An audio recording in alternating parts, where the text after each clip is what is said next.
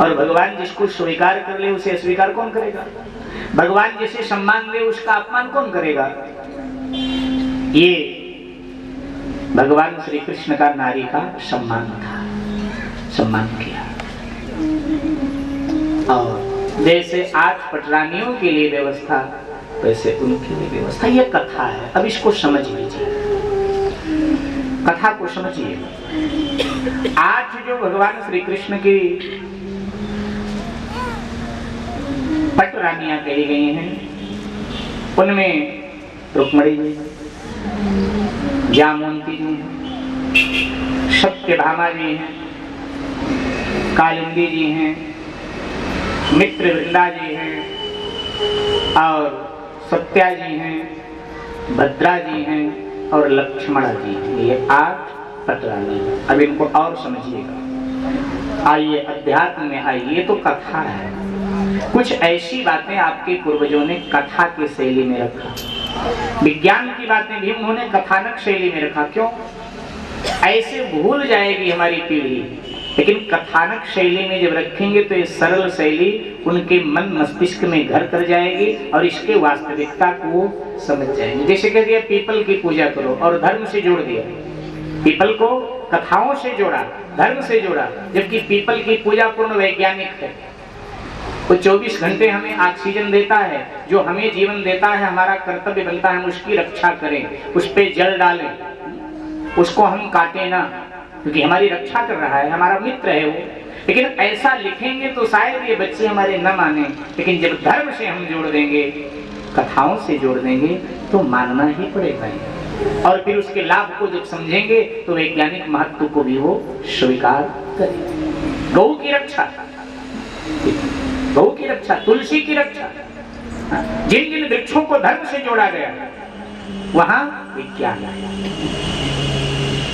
तो यहाँ भी ये आज पटरानियों वाली 16,100 रानियों वाली कथा तो हमने आपको बता दिया।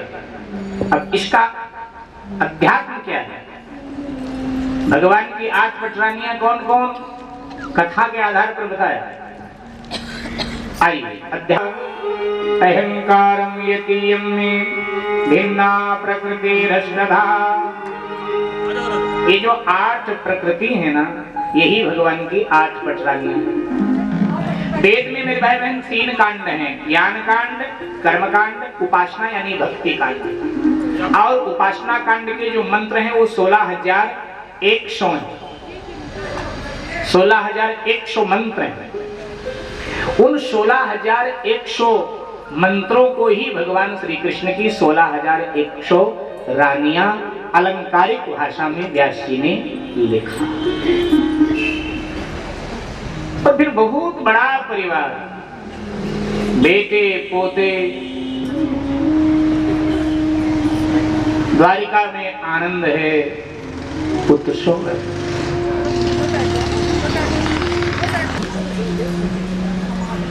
कोई कमी नहीं है, फिर भी उदास है। ब्रज का कृष्ण हंसता हुआ है, द्वारिका का कृष्ण बड़ा गंभीर है और लगभग उदास रहता है।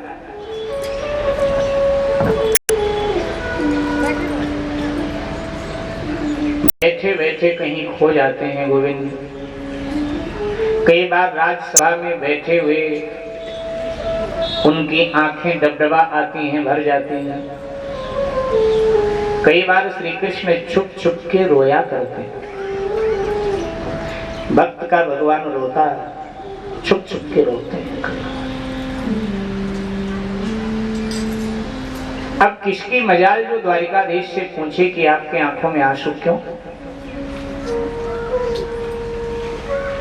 कौन पूछे? रानियों को इतनी फुर्सत ही नहीं होती जो पूछे। आज दोपहर का समय राज्यसभा से भगवान भोजनालय में भोजन के लिए पधारे।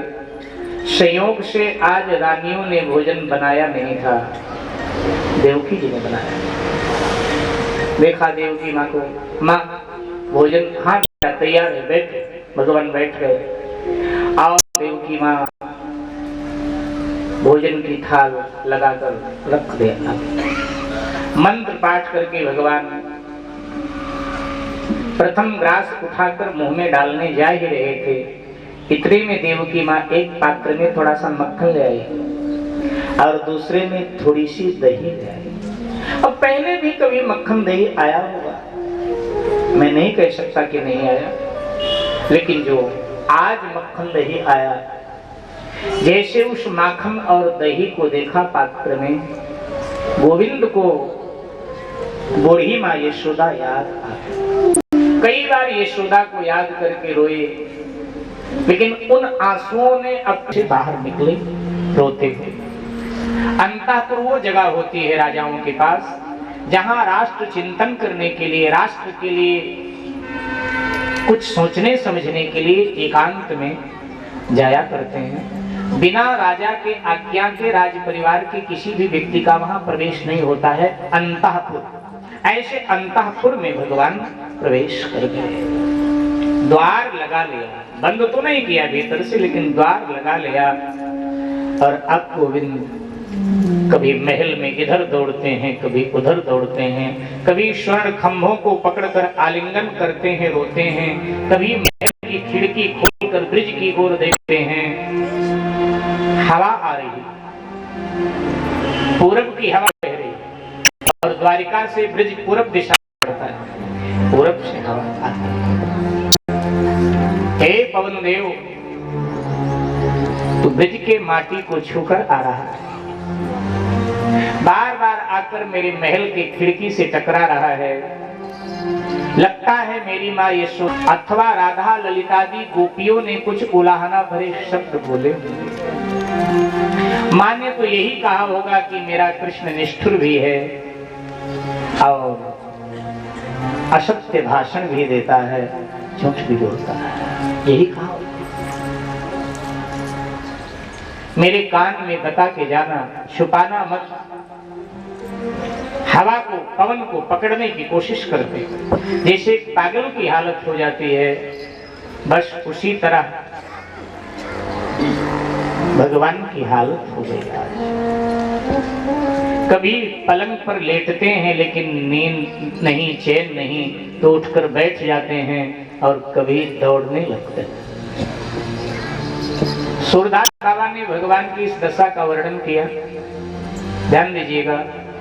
सूरदास बाबा ने कहा, को जाने ये राह बिरह की, राह यानी रास्ता, इस बिरह के रास्ता को भला कौन जान सकता है। को जाने ये राह बिरह की, छिन लेटत, कभी लेटते हैं, छिन लेटत छिन बैठ उठ चलत, उठत हिये में दाह बिरह की, को जाने ये राह बिरह की। जीवत मरे, बिरही न जी पाता है न मर पाता है, बीच की अवस्था में। जीवत मरे, मरे पुन जीवे, उठत हिये में चाह बिरह की, हो जाने ये राह बिरह की। आगे कहा, पथिक बिरह बिरहिन गति जाने, जो इस रास्ते का पथिक होगा ना, वही इस कृष्ण की दशा को समझ सकता है। पथिक बिरह बिरहिन गति जाने, जिनको नित परवाह बिरह की, यहाँ को जाने ये राह बिरह की। कौन जान सकता। तो इधर प्रभु बड़े दुखी हो रहे हैं। बिरह सागर में ब्रजवासियों के गोते लगा रहे हैं। मेरे भाई बहन, उधर अचानक उद्धव जी का प्रवेश हुआ।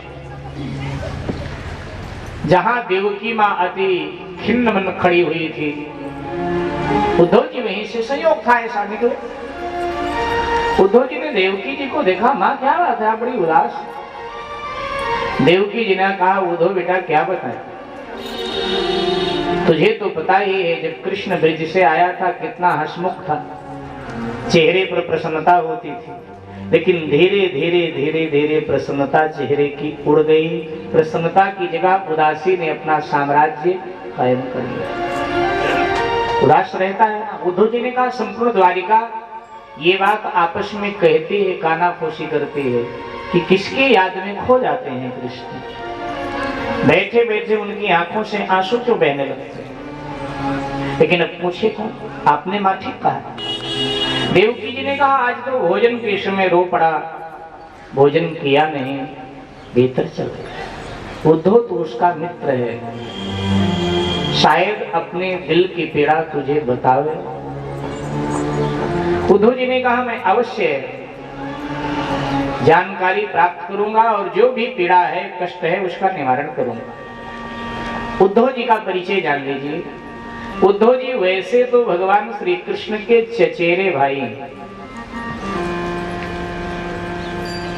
लेकिन भगवान इन्हें भाई अपना कम मित्र ज्यादा मानते हैं और उद्धव जी भाई कम मित्र ज्यादा मानते हैं। दूसरा परिचय उद्धव जी का है, उद्धव जी बहुत बड़े ज्ञानी हैं, ज्ञानी पुरुष हैं, बृहस्पति जी के शिष्य हैं। और बृहस्पति किनके गुरु हैं? देवताओं के गुरु हैं। तो जो देवताओं का गुरु है उससे शिक्षा दीक्षा ली है, उससे आत्मज्ञान प्राप्त किया है उद्धव जी, आत्मज्ञानी पुरुष। अब एक इनमें बहुत बड़ी कमी भी, क्या? जो कई ज्ञानियों में पाई जाती है, अहंकार बहुत है अपने ज्ञान का। अपने ज्ञान के सामने किसी को कुछ समझते नहीं। क्यों? कोई बात होती है तो उद्धव जी बार बार कहते हैं पता है मैं बृहस्पति जी का शिष्य हूँ। कईयों को आपने लोक व्यवहार में देखा होगा, किसी प्रसिद्ध महात्मा के शिष्य हैं तो हर जगह बताएंगे आपको पता नहीं मैं उन महाराज जी का शिष्य हूँ। कोई बात नहीं, अच्छी, किसी को प्रसिद्ध मिलती है, किसी को नहीं मिलती। भगवान सबको नहीं देता। तो ऐसे उद्धव जी राधा जी से क्या करिए, अपने बाद में कहा कि बृहस्पति जी का शिष्य हूं। उद्धव जी करता बात, पांव से उद्धव जी प्रवेश करते हैं जिस महल में भगवान थे, उस महल को बड़े हाथ लगाया तो द्वार बंद तो था, लेकिन भीतर से क्या नहीं लगाया था, द्वार खुल गया। जैसे द्वार खुला भगवान ने चौंक कौन आया तो झट प्रभु ने अपने आंसुओं को अपने दुपट्टे से पोंछ लिया। अब मंडल पर खेलते हुए आइए वो धोवे मिलते हैं। अब उद्धव जी अचानक आप आए, कोई विशेष प्रयोजन? उद्धव जी ने कहा विशेष प्रयोजन था तभी तो अचानक आया। कहो। उद्धव जी ने भूमिका बनाई। उद्धव जी ने कहा देखो कई बार आपने भी चर्चा में कहा है और शास्त्रों का तो ऐसा कथन ही है कि कभी भी अपने मित्र से मित्र को कुछ छुपाना नहीं चाहिए। तो मैं तो आपका मित्र हूं और आशा है आप मुझसे कुछ नहीं छुपाओगे। भगवान ने कहा मैंने कुछ छुपाया भी तो नहीं, क्या पूछना चाहते? गोविंद ब्रिज से आप आए थे तब आपके चेहरे पे जो मुस्कुराहट थी द्वारिका के लोग उसे देखना चाहते हैं, लेकिन अब तो उदासी रहती, आंखों में आपके आंसू रहते हैं। द्वारिका की सेवा में द्वारिका वालों की कोई कमी हो तो कहो, उसे दूर किया जाए। अन्यथा कोई पीड़ा है, कोई दर्द है, कहो। भगवान ने कहा किसी ने गलत महकाया, मैं हंसने वाला आदमी मैं रोता था, आपने देखा हमें रोते। उद्धव जी ने कहा मैं बृहस्पति जी का शिष्य हूं, मैं ये जान सकता हूं कि ये आपकी जो हंसी है ये नकली है, असली नहीं। अब असली नकली तो हर कोई परख लेता है, इसमें कोई बड़ी बात। सच्चाई छुप नहीं सकती बनावट के वसूलों से और खुशबू आ नहीं सकती कभी कागज के फूलों से। ये आपकी नकली हंसी है। आप बताओ छुपाओ क्या कारण है? और आज तो देवकी माँ भी आपके व्यवहार से थोड़ा चिंतित हो उठी। भोजन के समय आंसू आए, इसका मतलब कोई बहुत बड़ी वेदना है भीतर। जब बार बार कहा, मैंने अभी निवेदन किया था कि आज के आंसुओं ने ये सोच लिया था, इतिहास में लिखवाऊंगा अपने आप को।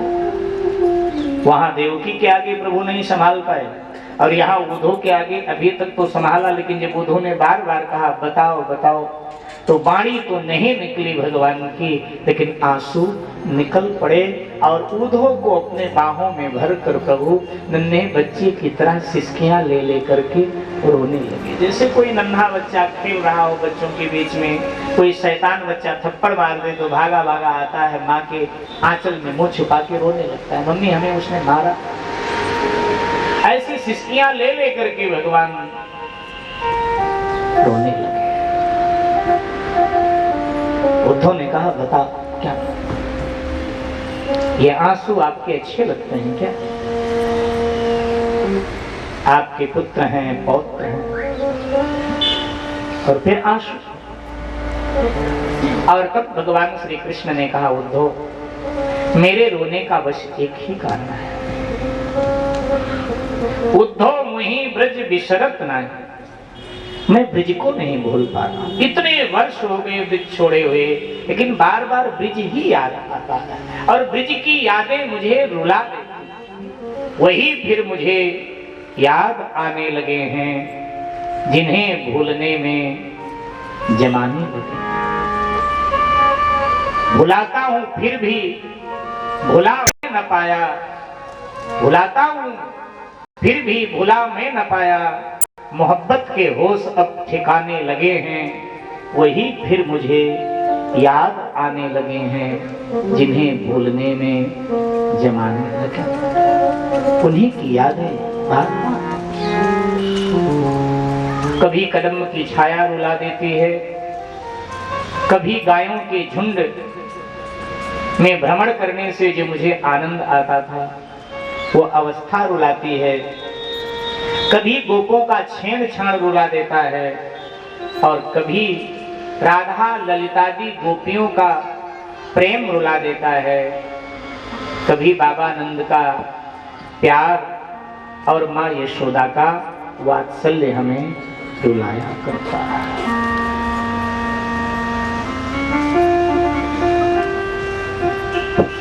उद्धव अगर तू सच चाहता है कि मेरे आंसू बंद हो जाएं, तो एक बार तुम ब्रिज चले जाओ भैया, क्योंकि मेरे याद में मेरे ब्रजवासी रोते हैं, मैया बाबा राधा ललिता और सभी गोपियां गोप गायें,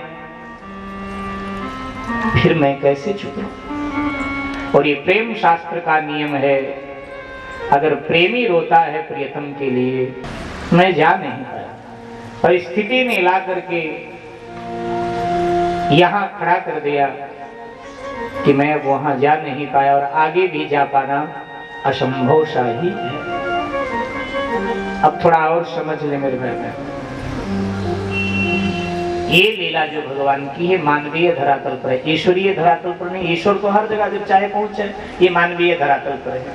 भगवान ने बताया हमको आपको, जीवन में कभी ऐसी परिस्थितियां आ सकती हैं कि एक ही देश में रहते हुए चाहते हुए भी आप अपनों से मिल नहीं सकते हो। ये मानव जीवन की परिस्थिति, चाहते हुए भी अपनों से आप नहीं मिल सकते। ये भगवान श्री कृष्ण ने बताया, मानवीय धरातल पर लीला। उद्धव ने कहा जाने को तो मैं ब्रिज चला जाता, कोई बात नहीं भगवान, लेकिन ब्रजवासियों से आप संबंध बना के रखें, उनके साथ उठना बैठना आना जाना, इससे आपको नुकसान होगा। क्या नुकसान होगा? वो गोप ग्वाल गोपियां और कहा आप द्वारिकाधीश, कल को मुझे डर है कि उनके साथ आपका आना जाना उठना बैठना हो और लोग आपको ग्वाला कहना ना प्रारंभ करें। तो ब्रिज में तो ग्वाला ही बोला जाता था भगवान, राजाओं के समाज में आपका कितना सम्मान है, और दोबारा से ग्वाला बोलना लोग चालू कर देंगे तो आपके सम्मान पर प्रश्न चिन्ह लग जाएगा। इसलिए वो गर्दिश के दिन थे, बुरे दिन थे, आपको उनके बीच में रहना पड़ा, गायें चराना पड़ा और ये सब करना पड़ा। अब परिस्थिति बदल गई है और फिर क्या याद रखना, जो बातें पीछे छूट गई उनको क्या याद रखना, भूल जाना चाहिए। भगवान श्री कृष्ण ने कहा, उद्धव अपने अतीत को कभी भूलना नहीं चाहिए। मैं क्या था, कहां था और अब कहां पहुंच गया, याद रखना चाहिए। मुझे कोई ग्वाला कहे, मुझे कोई आपत्ति नहीं। भगवान ने कहा, मैं तो अपना परिचय यादव के रूप में ही देता हूं। हे कृष्ण, हे यादव, हे सखेती। जब अर्जुन को विराट रूप भगवान ने दिखाया, अर्जुन भी बहुत बार भगवान को चिढ़ाता था। अर्जुन कहता है ना अपने प्रार्थना में, भाई खान पान के समय कई बार आपका मैंने अपमान कर दिया, क्योंकि कोई बात होती थी तो कह दिया करता था।